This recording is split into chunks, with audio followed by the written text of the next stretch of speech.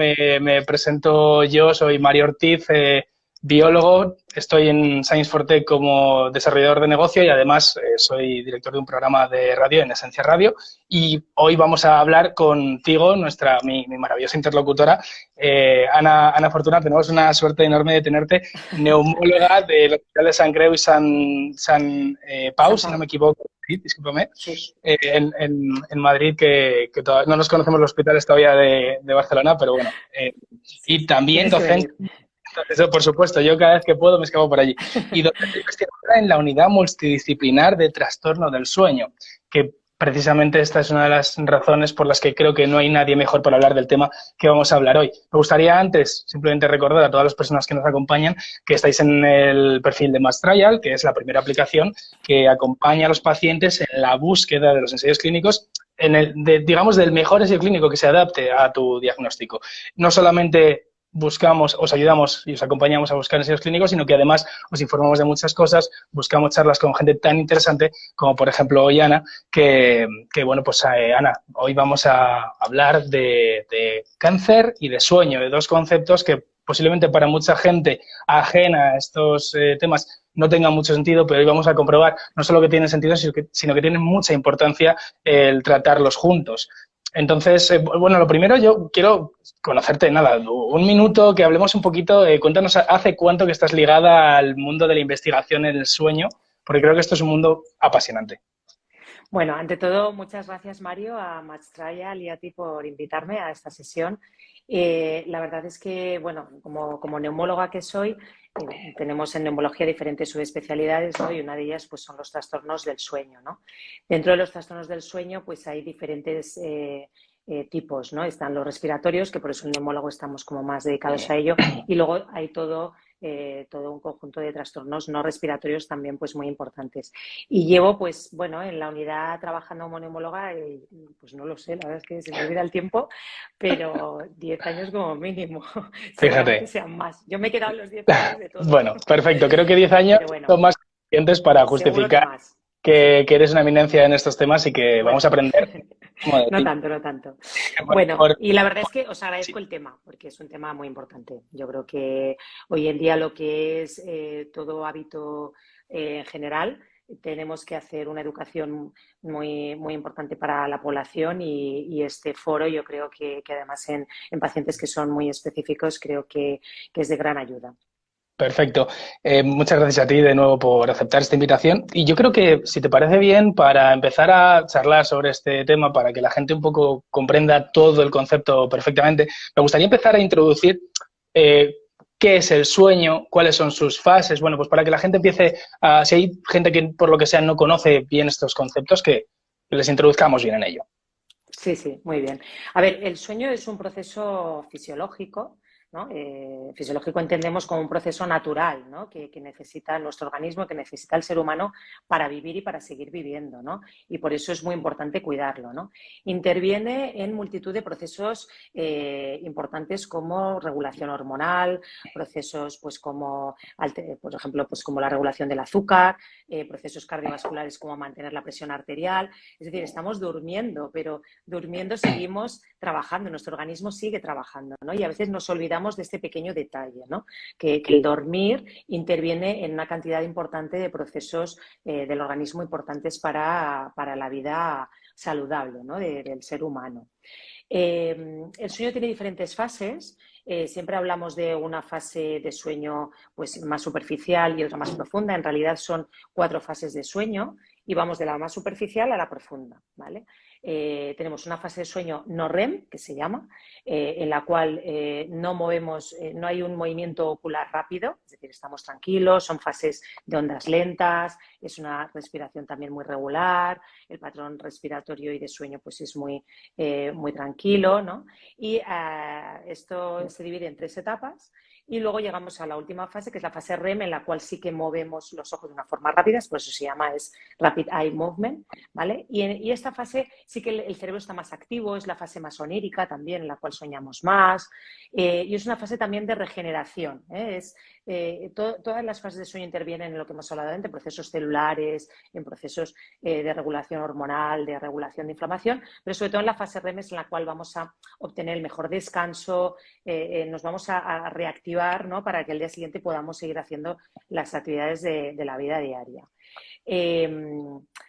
Tan es importante este sueño que si no lo cuidamos está asociado a la aparición de alteraciones, es decir, como interviene y está asociado a que tengamos un buen control de nuestro organismo, pues una mala calidad de sueño se ha visto que está asociado pues con procesos pues de alteración hormonal, de riesgo cardiovascular y también de procesos a largo plazo neurodegenerativos, de tener bueno, pues, enfermedades de tipo Alzheimer o de tipo de Parkinson, interviene también en la memoria, en dificultad en la concentración.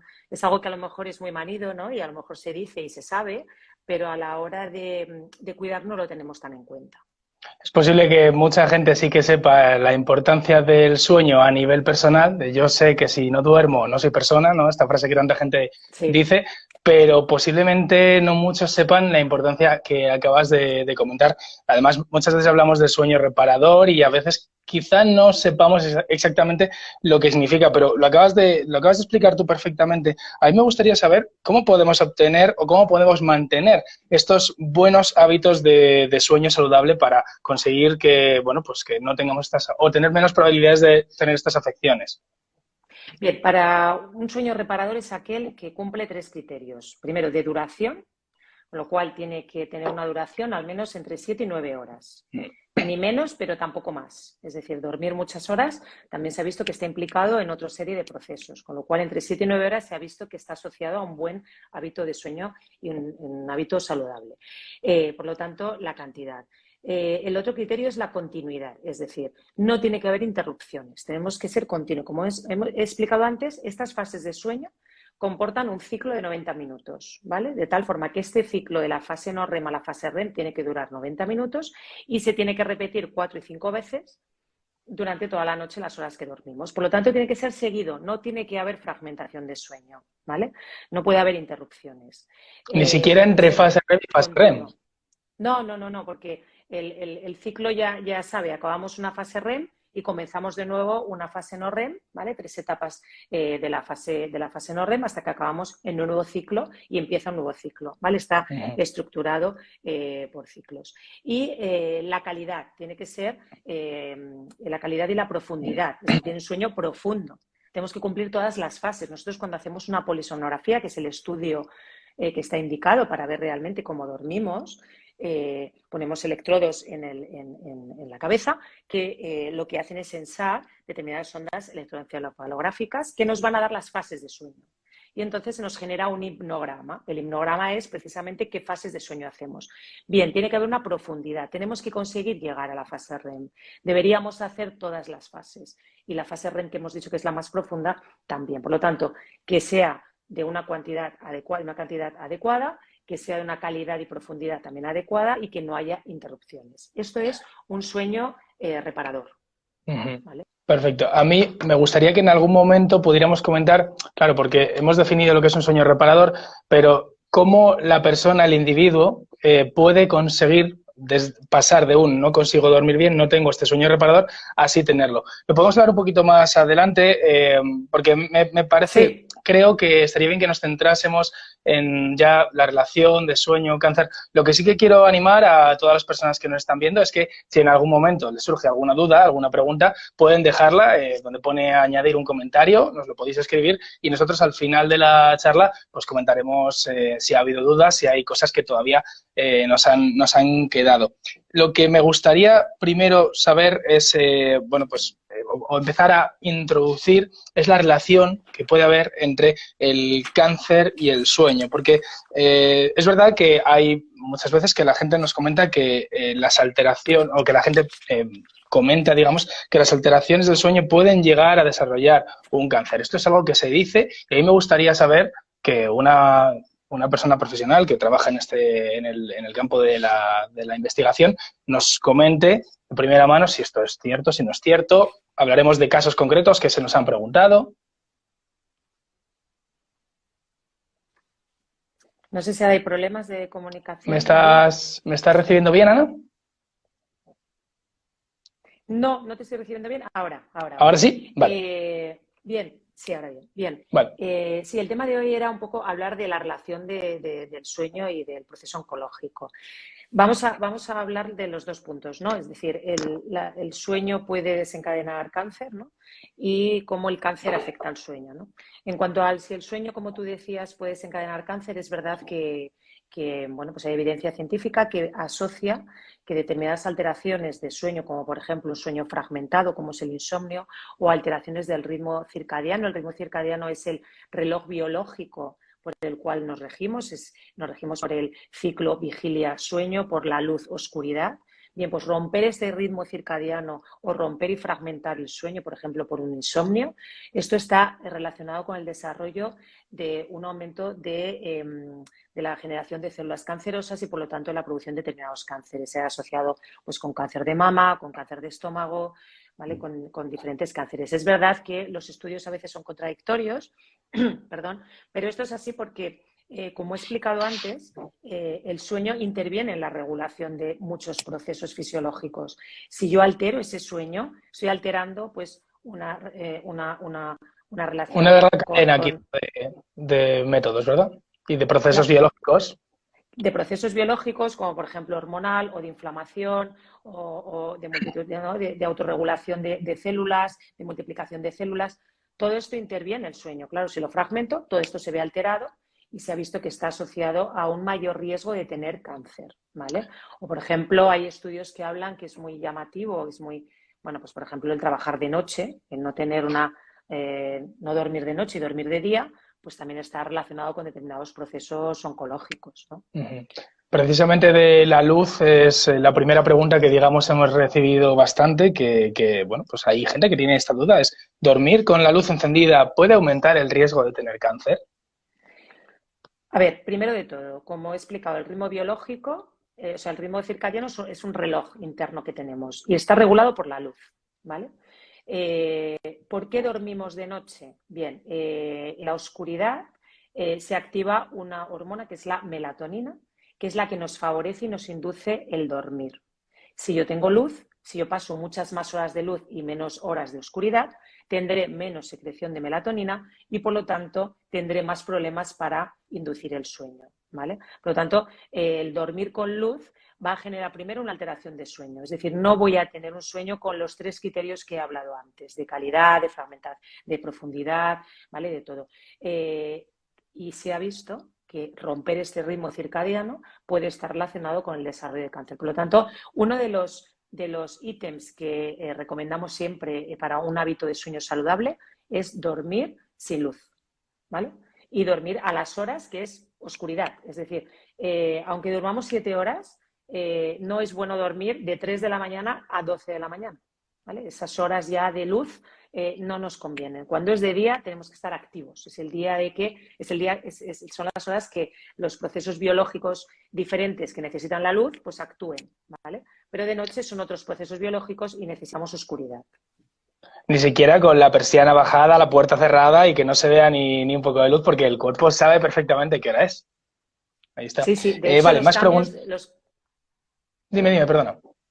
No, los cambios de horario, que son muy, muy discutidos, siempre en todos los foros de la comunidad de medicina del sueño, pues se aboga por no hacer este cambio de horario. Nos cuesta mucho en verano conciliar el sueño y hay franjas horarias mismo en España, no es lo mismo Barcelona que Galicia, ¿no? O que Valladolid. Por ejemplo, en Valladolid en verano, creo que a las 11 se hace de noche, es que es muy Sí, tarde, ¿no? es muy Entonces, tarde. es muy tarde. Nos cuesta muchísimo conciliar el sueño, ¿no? O a los peques, por ejemplo, a los niños, pues nos cuesta mucho que duerman, ¿no? Con estos horarios, ¿no? Claro. Más preguntas que tenemos, vamos a comentarlas brevemente porque es verdad que tenemos muchísimas cosas de las que hablar, pero bueno, pues otra de las preguntas que tenemos es, ¿puedo contraer cáncer durmiendo al lado del teléfono o incluso dormir con sostén puede causarme cáncer de mama? Bueno, en cuanto al teléfono, no hay estudios como tal que asocien la utilización del teléfono con la generación de cáncer hasta donde yo sé. Sí que es cierto que otro de los ítems de hábito de sueño saludable es no tener contacto con, no sé si me recibes bien, Mario, sí, Sí, no perfecto. tener contacto como ítem para un hábito de sueño saludable. Otro que tenemos, otro punto que recomendamos mucho es no tener contacto con pantallas, ¿no? Entre ellas el teléfono, al menos pues entre 1 hora, 2 horas antes de ir a dormir. Por lo tanto, se recomienda no dormir con el teléfono en el dormitorio, pero no tanto porque haya un riesgo de cáncer.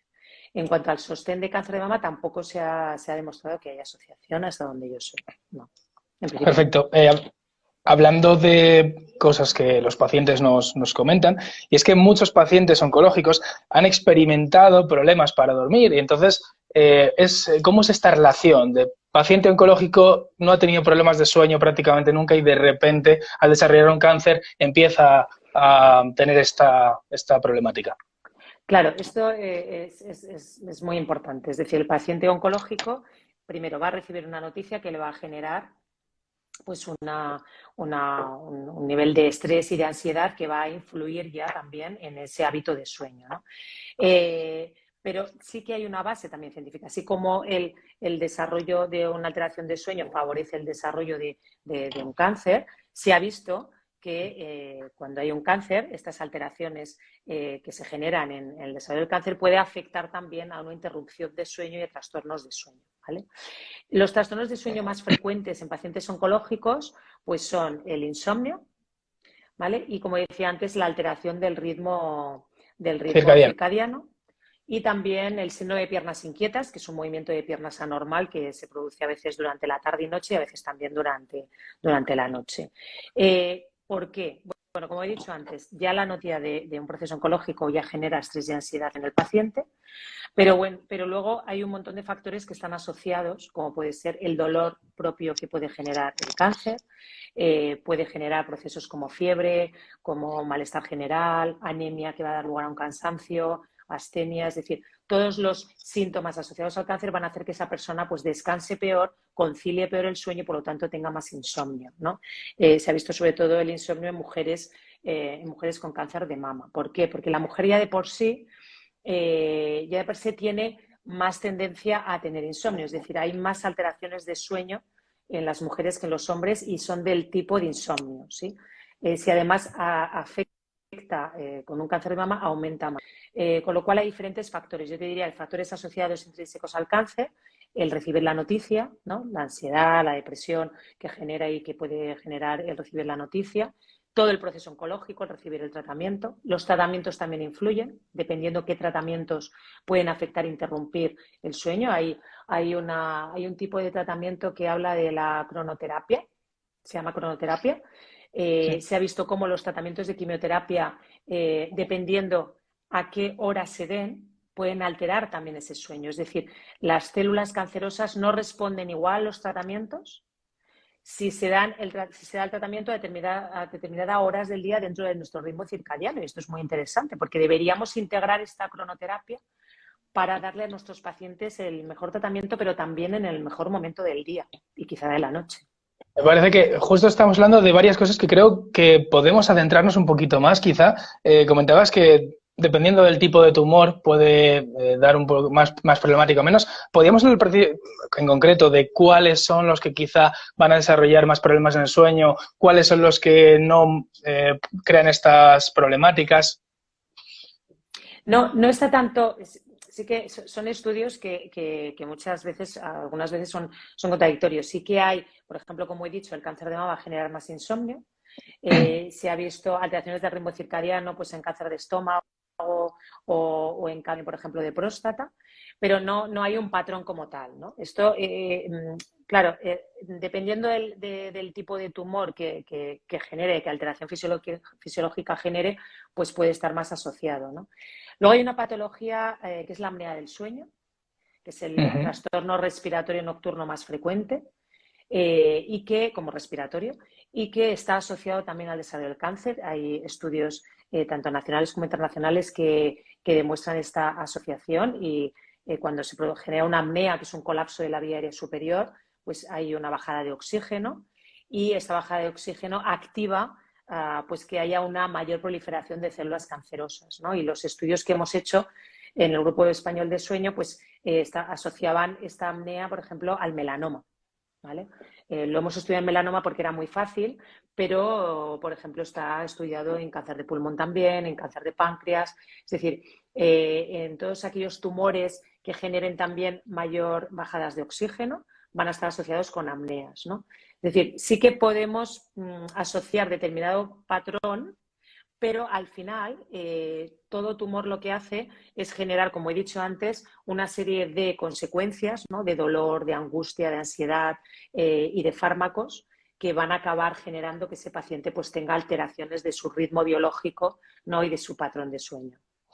Justo hablabas también, antes de que te preguntase por las diferencias entre las afecciones en el sueño de cada uno de los tipos de cáncer, también me comentabas que la hora de la quimioterapia es muy importante. ¿Cuáles serían las horas más adecuadas y cuáles, digamos, las menos indicadas para poder respetar estos hábitos de sueño saludable? Bien, o sea, ¿qué medidas, ¿no? ¿Qué medidas te refieres, ¿no? A las medidas que debemos adoptar para tener un buen hábito, ¿no? De sueño. No, disculpa, que ha debido haber a lo mejor un corte. No, te preguntaba que respecto a la quimioterapia, ¿qué horarios son los Ah, mejores para recibir este tratamiento y cuáles son los menos aconsejados? claro, esto que te explico forma parte de lo que es la cronoterapia. Entonces, de que tengas, lo que hacen es estudiar esas células cancerosas cuando responden mejor al tratamiento, ¿vale? Porque hay Ajá. algunas células que están relacionadas con el ritmo circadiano. Entonces, dependiendo cuando tengan una actividad mayor, porque están influenciadas por este ritmo circadiano, van a responder mejor al tratamiento o no. Entonces, no tengo esa información exacta de, ¿sabes? De decirte, Claro, pues mira, es a las 8, a las depende de 9, cada sino uno. depende de cada tumor y lo que sí que hace esta especialidad, ¿vale? Esta cronoterapia es ajustar los tratamientos al tipo de cáncer que tengas. Y me parece Vale. algo pues muy, muy interesante, la No, verdad. desde luego, desde luego. Hablábamos de tratamientos en quimioterapia, pero también existen los tratamientos hormonales. ¿Pueden llegar a dar insomnio Sí, estos tratamientos? sí, sí, sí, sin duda. El tratamiento hormonal, sobre todo, volvemos otra vez a la mujer con el cáncer de mama, que es donde se suele utilizar el tratamiento hormonal ¿no? de una manera más extendida, también en el cáncer de próstata, ¿no? También se utiliza la inmunoterapia o la hormonoterapia. Estos tratamientos, claro, lo que hacen es intervenir en toda la regulación hormonal del sistema, ¿no? Y como hemos dicho antes, el sueño incide sobre esta regulación hormonal, ¿no? Claro, las mujeres mujeres tenemos más problemas de tener insomnio. Si además a la mujer se le asocia un cáncer de mama, ese cáncer va a alterar de forma mayor la regulación hormonal y encima le doy un tratamiento hormonal que va a incidir más. Por lo tanto, ese tratamiento hormonal va a afectar también al patrón de sueño de la mujer. Entonces, vemos pacientes con insomnio que han recibido tratamiento hormonal. Tratamiento corticoideo es otro de los tratamientos que reciben nuestros pacientes oncológicos y está asociado con insomnio, ¿vale? Y es un tratamiento, claro, que son altas dosis durante tiempo prolongado y genera que los pacientes pues tengan un insomnio durante mucho tiempo del proceso oncológico. Claro, no olvidemos que el proceso oncológico pues a veces es mucho tiempo, son meses, incluso años, ¿no? Hemos Con lo visto cual hablamos de entonces. una afectación crónica, perdona. Sí, no, por Dios. Sí, no te preocupes, que al final eres tú la que nos tiene que iluminar, o sea que No, todo lo que tengo que decir es es que oro. hablo mucho, ¿eh? Bueno, tenemos tiempo, ¿eh? Hemos llegado más o menos a la mitad de la sesión, o sea que todavía tenemos un montón de tiempo Muy bien.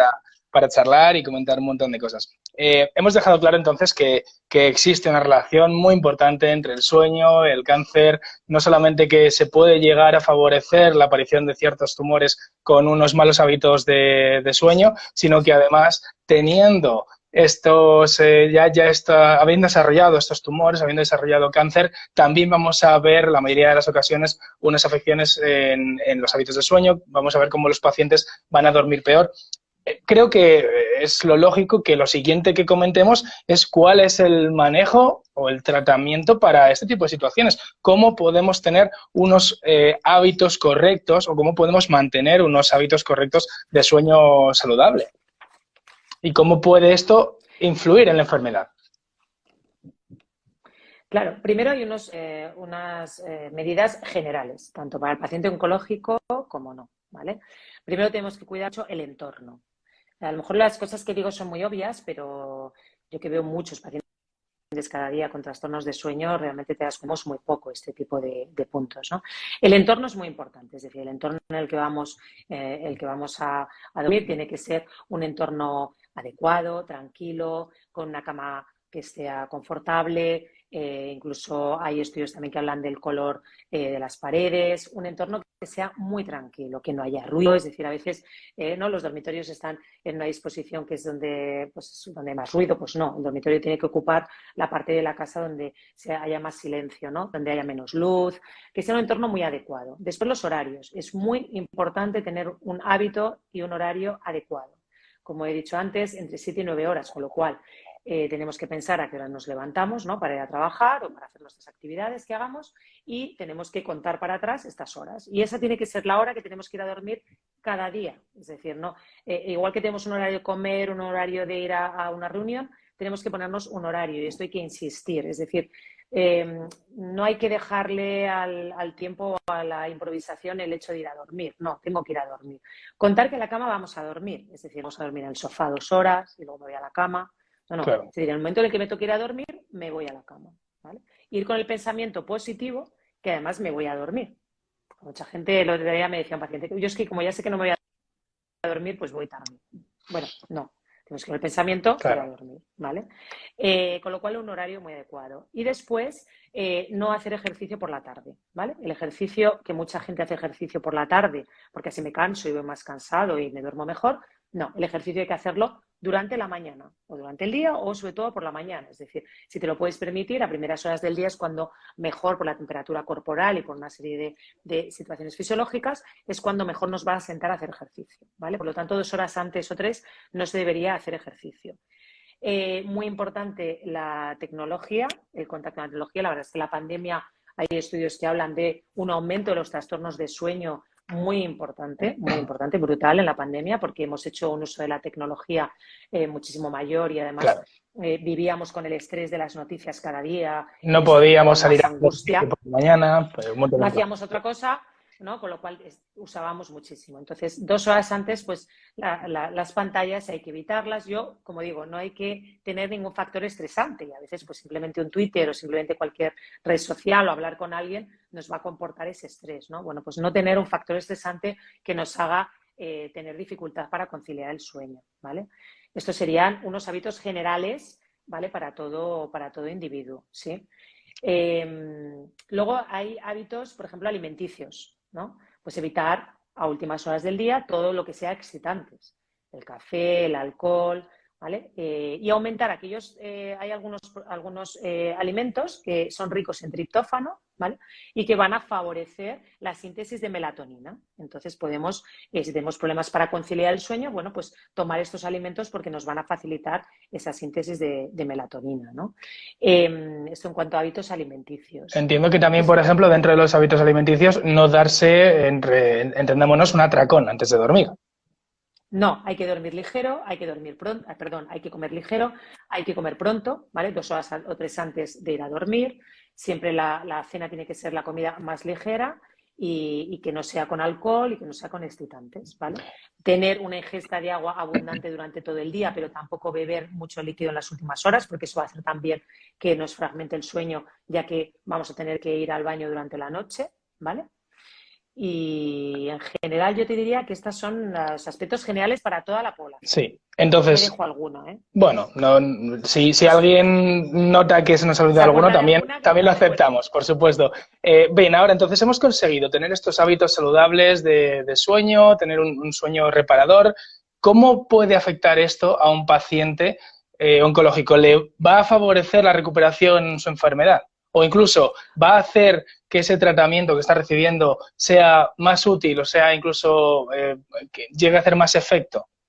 Totalmente. Claro, primero, ¿qué cosas, como ya hemos dicho antes, va a haber factores que van a alterar esto? Si mantenemos estos hábitos generales, lo que ocurre en el proceso oncológico, si me permites, va a haber más ansiedad y estrés, por lo tanto vamos a tener que tomar algún tratamiento médico probablemente, ¿vale?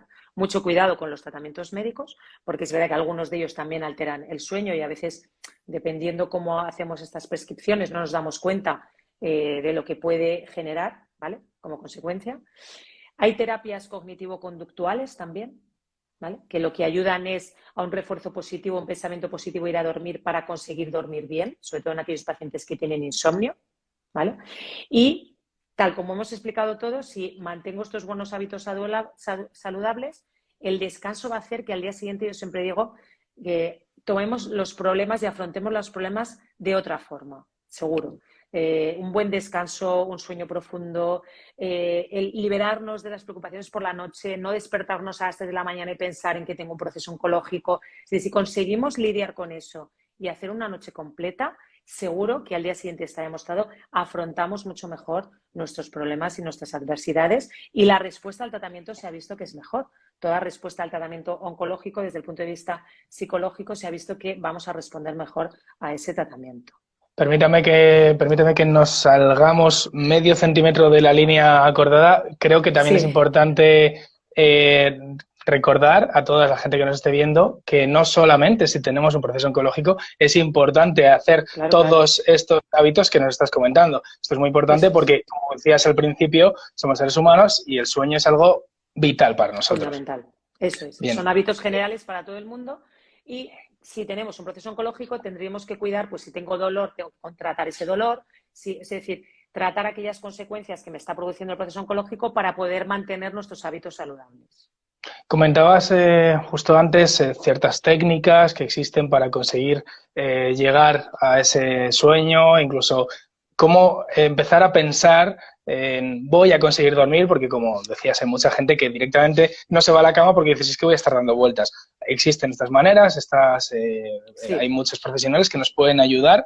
No sé si quisieras a lo mejor decir, bueno, pues yo recomiendo, pues me lo invento, ir a un psicólogo, ir a un tipo de terapeuta concreto que me ayude con esto. Bueno, claro, nosotros que trabajamos con estos pacientes creemos que es fundamental en las unidades oncológicas. De hecho, existe, la figura del psicólogo existe en la mayoría de unidades oncológicas, creo que es un soporte vital para nuestros pacientes, pero es cierto que quizá, y cada vez estamos haciendo más educación sobre esto, tenemos que implementar una actuación sobre el hábito de sueño, sobre los problemas de sueño, ¿no? Entiendo que desde el punto de vista psicológico, bueno, ¿cómo duermes? Bueno, pero quizá hay que remarcar más, pues que hay que intentar conseguir que durmamos profundo y que durmamos las horas adecuadas y que durmamos seguido, ¿no? Estas terapias cognitivo-conductuales se pueden desarrollar en las unidades lógicas y, por supuesto, recomiendo que si alguna unidad no tiene esta actividad, pues recurrir a una unidad multidisciplinar de sueño donde les podremos ayudar realmente para intentar conseguir que estos pacientes, primero, no lleguen a tener el trastorno de sueño y si lo tienen, pues que lo podamos tratar cuanto antes, ¿no? Entiendo que también habrá muchas personas que, bueno, pues por la formación que hayan adquirido o las experiencias que hayan adquirido, se hayan dado cuenta de que lo que más les ayuda para dormir es un fármaco. ¿Hasta qué punto esto es positivo o negativo? Claro. Primero estamos hablando de qué tipo de trastorno tienes, ¿no? Hay que conseguir los hábitos. No consigo dormir, por ejemplo, ¿no? Pues el insomnio de segunda fase, ¿no? Hay dos tipos de insomnio, pues que me meto en la cama y no consigo empezar a dormir, y luego el de las 3, 4 de la mañana, que ya me despierto, empiezo a pensar y no me puedo dormir, ¿no? Claro, hay que intentar todo lo que hemos explicado, hay que hacerlo. La causa más frecuente también es tener insuficiencia de sueño, ir tarde a dormir, ir cortos de sueño, que a veces decimos los profesionales, ¿no? Cortos de sueño es, pues eso, acostarnos tarde, entonces ya dormimos poco. En las fases de sueño ya te he explicado antes los ciclos que hay que hacer, ¿no? De 90 minutos. Claro, si me acuesto a las 2 de la mañana, pues ya es que mi cerebro está loco ya, como yo digo, ¿no? Claro. Con lo cual hay que intentar, ¿vale? Introducir todos estos hábitos. Una vez que estos hábitos los introducimos y no lo conseguimos y tenemos una patología como es el insomnio, que es un trastorno de sueño establecido y que tiene su diagnóstico, entonces sí que podemos utilizar, por ejemplo, la melatonina es un fármaco que nos ayuda cuando tenemos este retraso de fase, ¿no? De sueño y tenemos este insomnio de conciliación, nos puede ayudar a conciliar el sueño, ¿no? Y otra serie de fármacos también, pero siempre ya en manos de un profesional, ¿vale? Entonces, bien en unidades de sueño multidisciplinar con un psiquiatra, y los psiquiatras son los especialistas en tratamiento médico para el insomnio, y siempre hábitos y viendo cuál es la causa de ese insomnio y si podemos corregir esa causa, porque a veces damos un salto al tratamiento médico y nos olvidamos de todo lo que estamos explicando.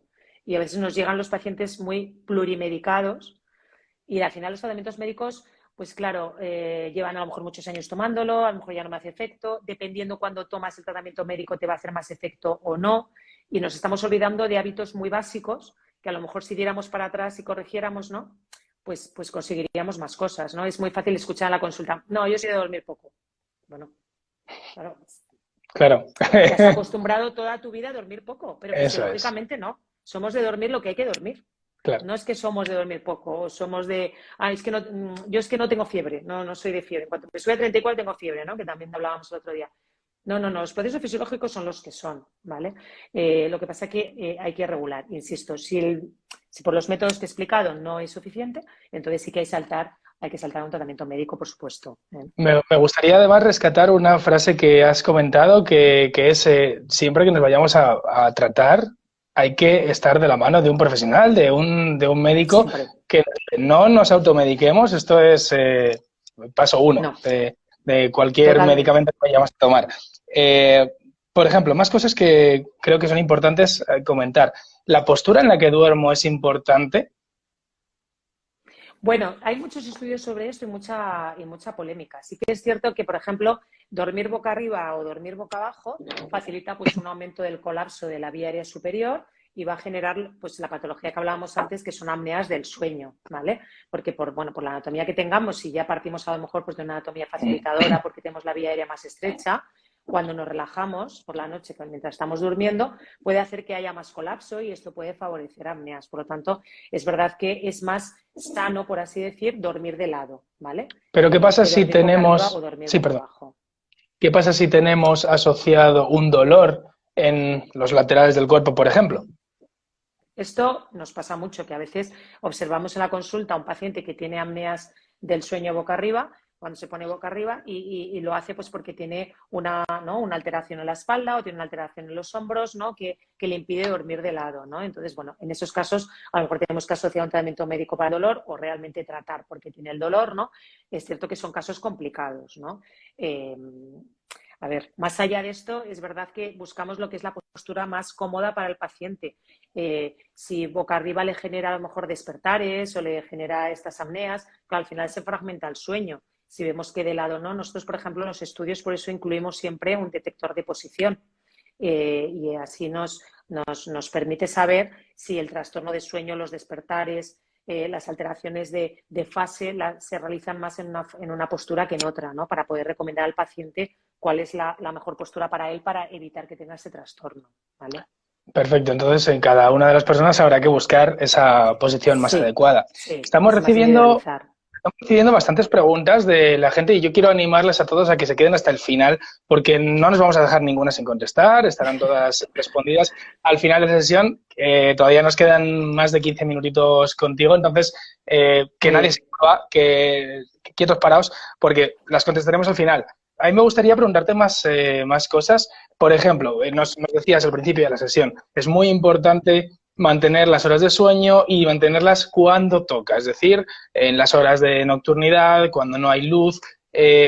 Vamos a, perdóname el chascarrillo, tener que evitar la siesta, por ejemplo.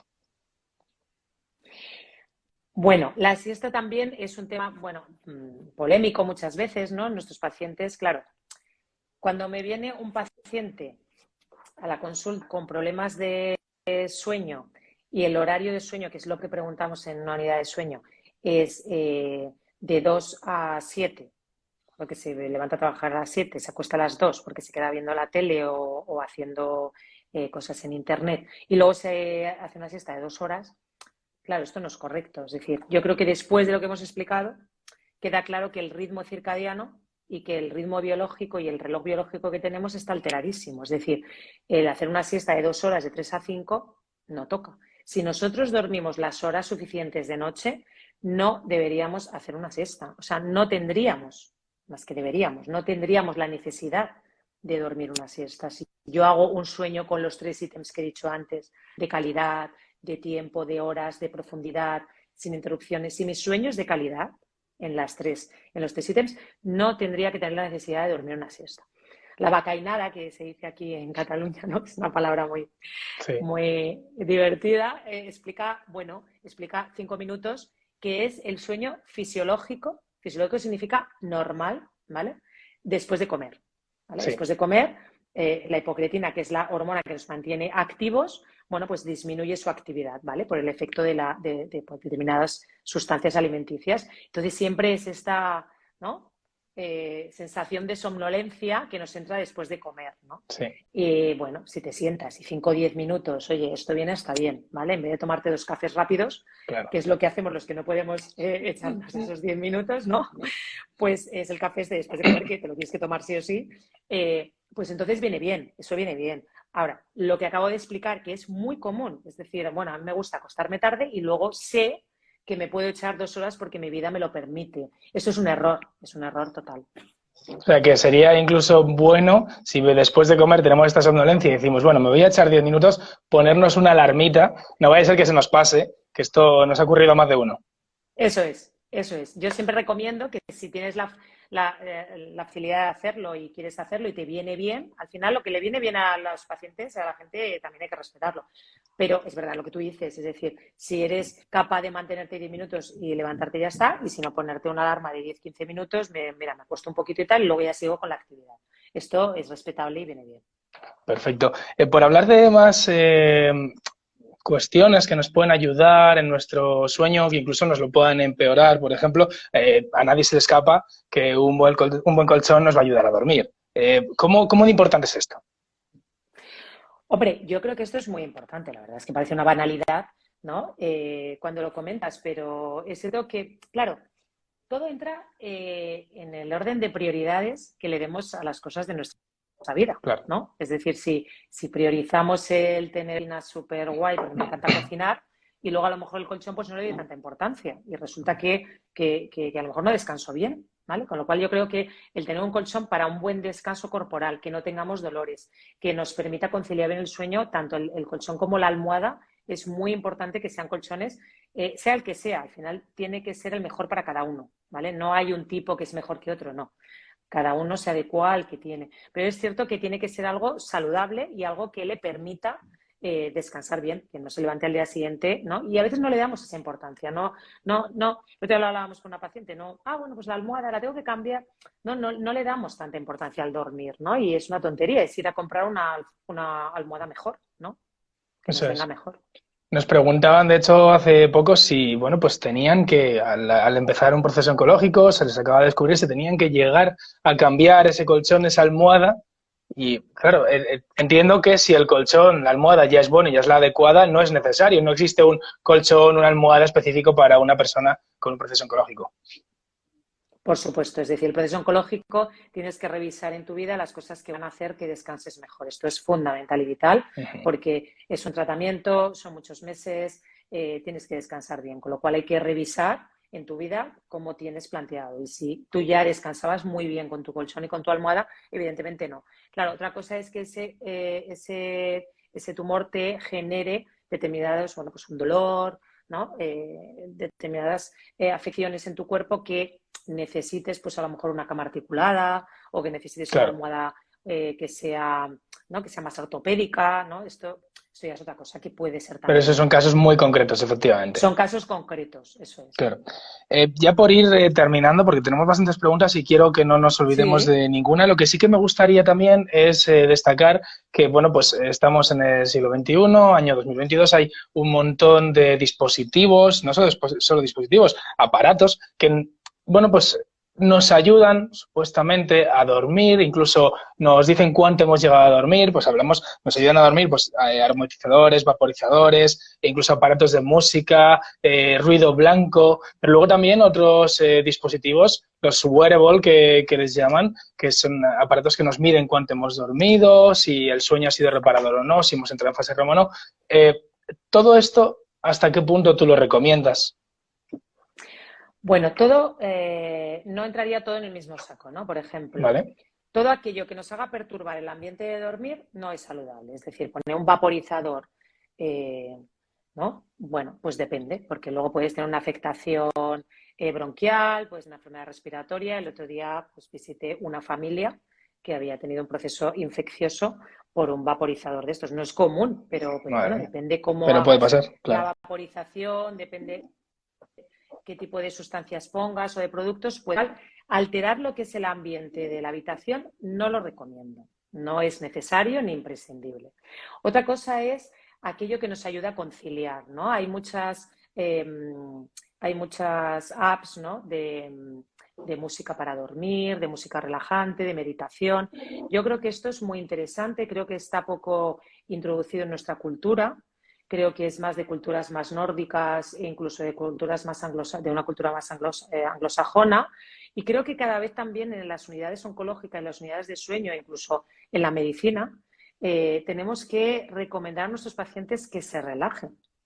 Y una manera de relajarnos, bueno, pues es acceder a este tipo de ayudas, ¿no? Una música relajante, una meditación, ¿no? A veces nos llegan pacientes con muchísimo estrés laboral, con muchísima ansiedad y si tenemos un proceso oncológico más. Yo creo que esto puede ayudar perfectamente. 10 minutos de relajación, de meditación, de alguien que nos cuente algo bonito, agradable, ¿no? Estas apps te ayudan a relajarte. Yo creo que esto, bueno, puede ser bastante positivo, ¿vale? Hay elementos también de luz que te despiertan con la luz más tenue, ¿no? O que la luz se va apagando. Bueno, estas cosas no las veo mal, incluso las veo interesantes. En cuanto a los wearable, pues hombre, la verdad es que para nosotros nos ha venido muy bien, porque el paciente le ha dado importancia al dormir. Insisto, no le damos importancia en general y no hemos sabido educar y hacer una educación, así como siempre hablamos de los hábitos alimenticios, de lo que es bueno comer, de lo que... ¿Vale? Pero el sueño es verdad que siempre ha sido como muy olvidado. Y en estos últimos años, el hecho de que un paciente se compre un reloj donde le dice, es que te viene el paciente, mire, doctora, mire, es que duermo tanto porcentaje de sueño profundo, tanto porcentaje... O sea, esto a mí me encanta, porque ese Claro. paciente le está dedicando tiempo. Y claro, ostras, es que me pone que solo tengo un 13% de sueño profundo. Doctora, ¿qué puedo hacer para mejorar esto? ¿Vale? Con lo cual, eso yo creo que viene muy bien en este sentido. Son estimaciones indirectas. En el grupo de sueño también se han hecho estudios y hay estudios que comparan esto que realmente con los diagnósticos de patologías que hacemos en las unidades de sueño no tiene nada que ver, por supuesto. Pero nos está acercando mucho a que el paciente acuda a nosotros Le dé la con un importancia, problema, ¿verdad? le dé importancia y se dé cuenta que a lo mejor tiene un problema. Y entonces venga a nosotros, ¿vale? Y que podamos tratar ese problema. Con lo cual, me parece muy bien que la gente se lo compre, que la gente lo utilice y que la gente le dé esa importancia y que si ve algo no funciona y coincide con los síntomas que él tiene, pues entonces acudir a alguien, ¿vale? A un experto para detectar si tiene un problema, ¿vale? Perfecto. Me encanta todo lo que nos has comentado. Hemos tratado, creo que prácticamente todo lo que Un queríamos hablar montón de contigo. cosas. Pero antes de despedirnos, creo que es mandatorio que leamos algunas dudas que han ido surgiendo, si te parece bien, Claro. e intentemos Sí. responderlas pues, lo mejor que sepas, que seguramente sean Sí. perfectas. Mira, por ejemplo, nos escribía Gemma que, bueno, dice en concreto, tomo medicación para dormir y no me funciona. Puede que sea por culpa del estrés que llevo en mi día a día. ¿Qué debo hacer? Pues dar para atrás. Lo he explicado muy bien, Gemma. Tengo estrés, he tomado medicación, no me funciona, porque la raíz sigue estando. Es decir, muchas veces el tratamiento médico va a hacer regular determinados aspectos de nuestra alteración, en este caso, pues una ansiedad y un estrés, pero si el problema lo sigo teniendo, quizá tenemos que dedicar más tiempo a tratar eso o a cómo tratarlo, que no sea con medicación, porque la medicación a veces nos regula, pues nos hace dormir más, nos hace estar más inactivos, es decir, ¿no? Nos hace estar más, bueno, pues vamos a estar más tranquilos, ¿no? Pero si no nos funciona es que el factor esté siendo muy importante, ¿vale? Por lo tanto, hay que evaluar de otra forma ese factor estresante, pues bien con una psicoterapia, con una terapia cognitivo-conductual, con una serie pues, de psicoanálisis, de hipnosis, hay muchísimas estrategias que a mucha gente no le funciona, que a lo mejor hay gente que está llevándose las manos a la cabeza, que yo hace muchos años me hubiera llevado las manos a la cabeza, pero creo que como profesional sanitario tenemos que evaluar todas aquellas medidas que hagan que el paciente esté mejor. Y creo que el factor estresante no sabemos gestionar en general las emociones ni el día a día. Y entonces esto nos lleva a una pelota que va haciéndose cada vez más grande, acabamos en una consulta, acabamos con un tratamiento médico, que no digo que no sea necesario, pero hay que combinar las dos cosas. A veces pensamos que con el tratamiento médico ya se nos va a solucionar y el factor sigue estando ahí, con lo cual yo le animo a buscar otras maneras de controlar ese factor estresante.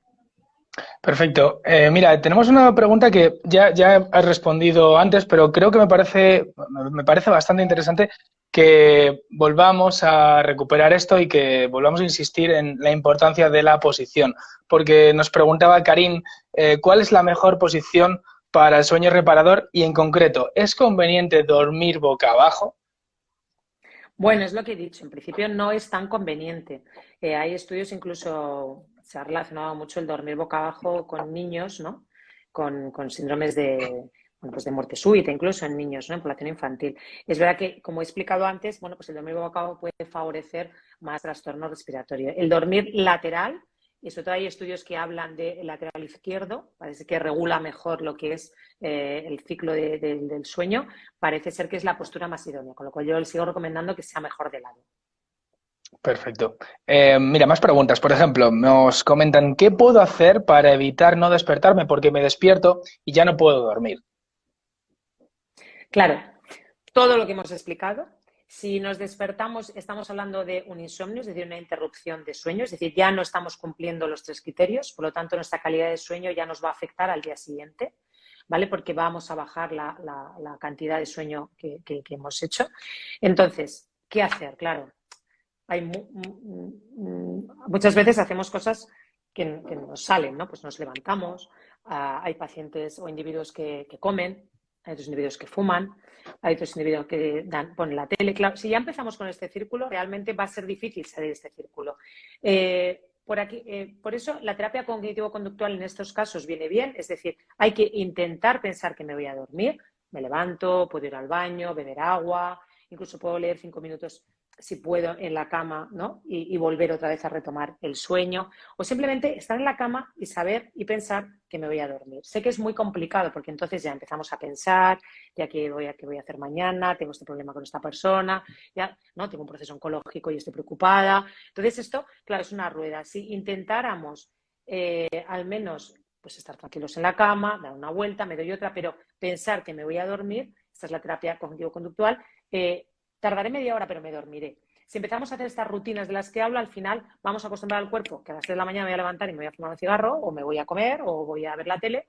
Voy a estar 2 horas haciendo eso y después va a ser muy complicado volver a retomar, ¿vale? Por lo tanto, siempre cuando hay un insomnio es verdad que hay que tomar estas técnicas, ¿no? de intentar, si me levanto a algo muy corto, muy establecido, nada, leo unas cuantas frases y así entonces ya me relajo y me vuelvo a dormir y ir otra vez a la cama pensando me voy a dormir, ¿vale? Aunque tarde media hora, pero acabaré durmiéndome, ¿vale?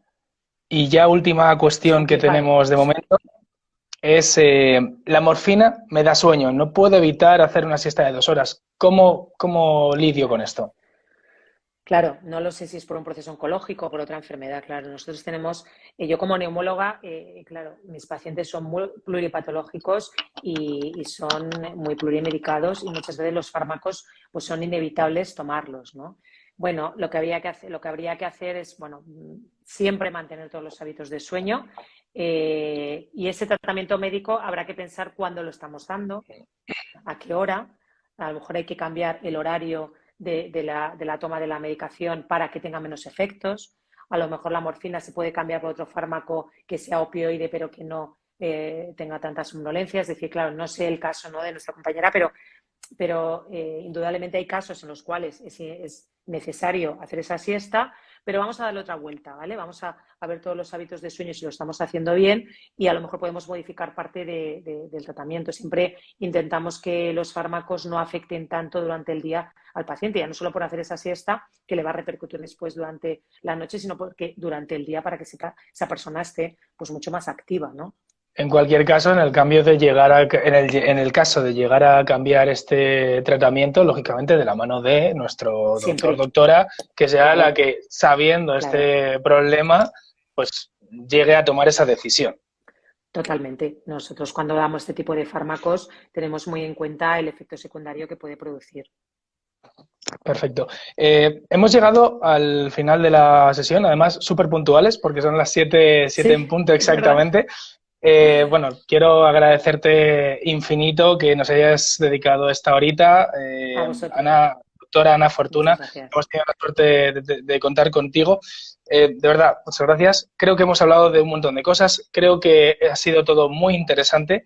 Si justo alguien está entrando ahora y por lo que sea se ha perdido esta charla tan maravillosa que hemos tenido, recordemos que, bueno, pues todo el vídeo vamos a subirlo al canal de YouTube de Match Trial en los próximos días. De todas formas, avisaremos en el canal, en el perfil de Instagram de Match Trial cuando esté subido. De todas formas, os recomendamos a todos que nos sigáis en YouTube porque ahí ya directamente os saltará la notificación cuando esté subido. Me gustaría también aprovechar para agradecer a todas, además de a ti, Ana, que por supuesto nos has dedicado esta hora, a todas las personas que han estado produciendo también esta hora y que han hecho posible esto. Hablamos de Ale, de Gemma, de Tony, de Óscar. Muchísimas gracias a todo el equipo de producción. Y, por supuesto, muchas gracias a todas las personas que nos habéis acompañado, que habéis sido un montón. Nos encanta teneros aquí, así que de verdad, infinitas gracias.